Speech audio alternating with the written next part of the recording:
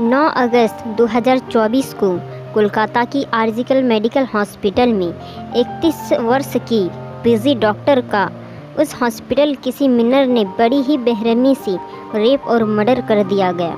एक टीम की हालत ऐसी थी कि उनकी आंखों में चश्मे के कांच घुसने की वजह से आंखों से ब्लीडिंग हो रही थी। गर्दन की हड्डी भी टूटी हुई थी।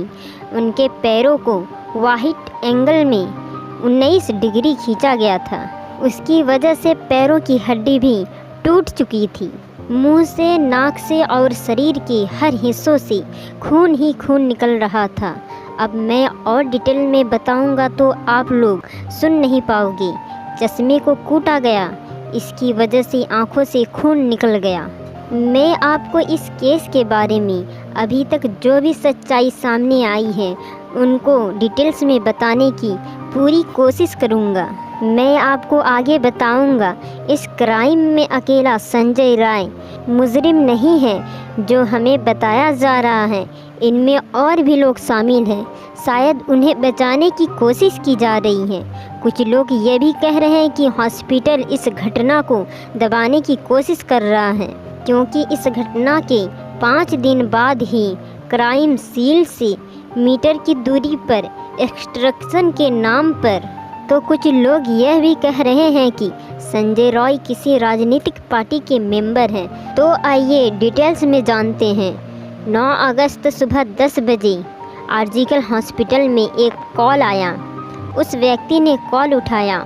हॉस्पिटल से उस इंसान ने कहा कि आपकी बेटी बीमार है, आप जल्दी से हॉस्पिटल आ जाएं। उस लड़के के पिता को लगा मेरी अपनी बेटी से रात में ही बात हुई, वो ठीक थी, अब अचानक उससे क्या हुआ। इसलिए उन्होंने दोबारा कॉल किया और पूछा कि आखिर हुआ क्या है। तो सामने वाले व्यक्ति ने कहा आपकी बेटी ने सुसाइड कर लिया, आप हॉस्पिटल जल्दी आ जाएं। यह सुनकर उनके पिताजी रोने लगे और माँ भी फूट फूट कर रोने लगी। अब वह दोनों हॉस्पिटल की तरफ जा ही रहे थे। इतनी ही देर में यह खबर पूरे शहर और सोशल मीडिया पर आग की तरह फैलने लगी और हॉस्पिटल के बाहर लोगों की भीड़ जमा हो गई, जिसमें डॉक्टर को कंटिन्यू डे एंड नाइट जागकर इमरजेंसी के लिए। सबके मन में यही सवाल था कि आखिर सब कैसे हुआ और किसने किया। रात के 3 बजे उन्होंने डिनर किया और अपने अपने ड्यूटी पर चले गए। लेकिन लेडी डॉक्टर थकान महसूस कर रही थी, इसलिए उन्हें वहीं रुककर आराम करना ठीक समझा। सुबह के 4 बजे सेमिनार हॉल में जाता है और डॉक्टर 4 बजे सेमिनार हॉल में जाते हैं और डॉक्टर का रेप करते हैं। इस दौर डॉक्टर की मौत भी हो गई है। इसके बाद सुबह 7:30 बजे बॉडी को देखा गया और जैसे मैंने शुरू में कहा था 10 - 10:30 बजे डॉक्टर के पिता को कॉल करके कहा गया था कि आपकी बेटी सुसाइड की है। बॉडी के साथ यह 7:30 बजे देखा गया और डॉक्टर के पेरेंट्स को 10 बजे बताया गया। इसके बावजूद भी इसके पेरेंट्स जब वहां पहुंचे तो उन्हें उस सेमिनार हॉल के बाहर 3 घंटा रोक कर रखा गया। उसके पेरेंट्स रोते रहे, हाथ जोड़ते रहे, हमें अपनी बेटी को देखने दो। फिर भी उन्हें बाहर रोक के रखा गया और 3 घंटे बाद अंदर जाने दिया। जब उस माँ बाप ने अपनी बेटी की बॉडी देखी तो उनका कलेजा फट गया। जैसे मैं शुरू में कहा था, पूरी शरीर से और पैरों से खून बह रहा था। दोनों पांव मुड़े हुए थे।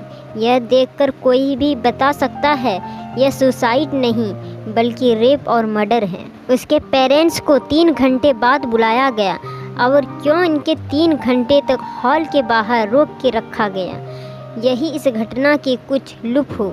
यह नहीं बल्कि उस हॉस्पिटल के प्रिंसिपल ने यह भी कहा था कि टीम को साइकोसिस नाम की इलनेस थी, इसलिए उसने सुसाइड किया। आखिर हॉस्पिटल किसे बचाने की कोशिश कर रहा है? जब एक टीम की बॉडी को पोस्टमार्टम के लिए भेज दिया गया और जो रिपोर्ट निकल के सामने आया, उसके बाद सारे लोग गुस्से से भर आए और यह जायज़ भी था। रिपोर्ट में आया था कि डॉक्टर के साथ बहुत ही बुरी तरीके से रेप किया गया है। पोस्टमार्टम की रिपोर्ट से ये बात बिल्कुल साफ हो गई है कि ये कोई सुसाइड नहीं बल्कि रेप और मर्डर है। सबसे पहले उन्होंने हॉस्पिटल के सीसीटीवी फुटेज चेक किया तो उसे पता चला कि रात में 4 बजे संजय रॉय सिनेमा हॉल में गया था और उन्हें वह बॉडी के पास एक ब्लूटूथ डिवाइस मिला जिसे ऑन करने पर पता चला कि यह